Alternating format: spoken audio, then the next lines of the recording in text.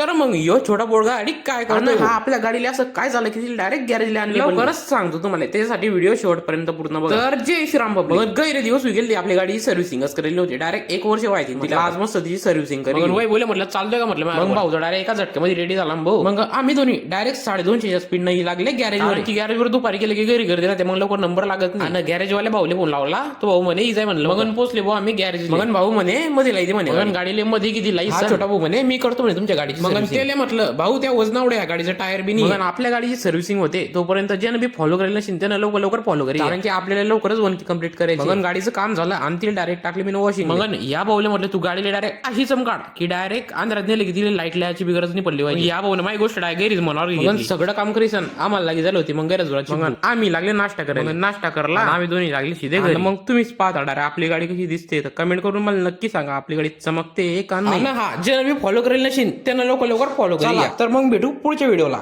Jai Khandesh.